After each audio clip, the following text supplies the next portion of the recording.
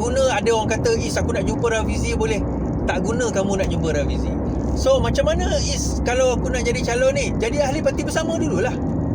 Kalau anda masih lagi orang PKR tapi berkira-kira nak jadi calon parti bersama, tak nak masuk parti bersama, forget it. Forget about that.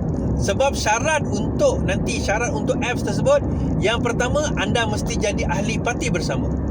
Kalau ada yang masih takut-takut, gentar-gentar, takut lagi nanti hilang projek, hilang jawatan, then tak payah. Okay, that bersama is not the place untuk orang-orang yang penakut. Bersama bukan tempat untuk orang-orang yang takut hilang jawatan. Alright, so tak payah, no need. Tapi Is yang MP yang tu 10 juta baik.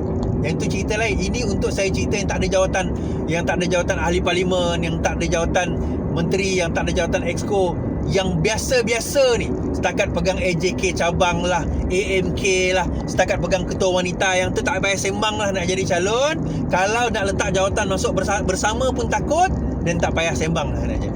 Syarat untuk nak jadi calon, kena menjadi ahli bersama. Dan you have to prove, anda kena membuktikan bahawa anda layak untuk menjadi calon parti bersama. Faham? Okay. Now, moving forward, lepas itu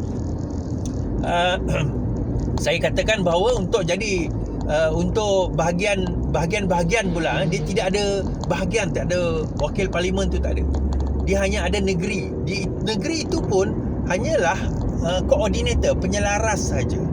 Dia bukan decision maker per se.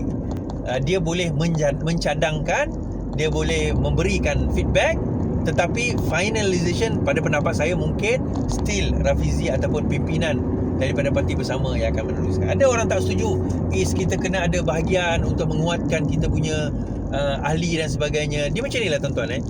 To be honest, untuk new modern politik ni, kita tak perlu ramai sangat ahli.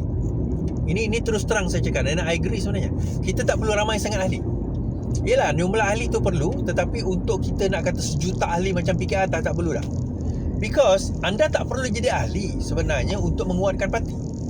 Yang paling penting adalah you have the idealisme, dan you rasa macam this party boleh buat perubahan sebagaimana yang dikehendaki, kan? So kalau you rasa demikian, then be with us lah.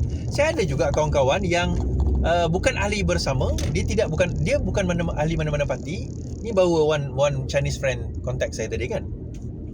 Dia kata, Is, congratulations join parti bersama. Kami sekeluarga akan undi bersama. Dia kata, kami sekeluarga akan undi parti bersama. Dia ni Chinese yang sebelum ini mengundi DAP, kan. Kawasan dia adalah kawasan DAP.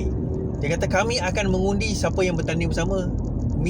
My family and I, kami akan undi calon bersama. Dia kata, okay. Jadi untuk kita nak kata perlu ada cabang, perlu ada ranting, perlu ada cawangan, no need.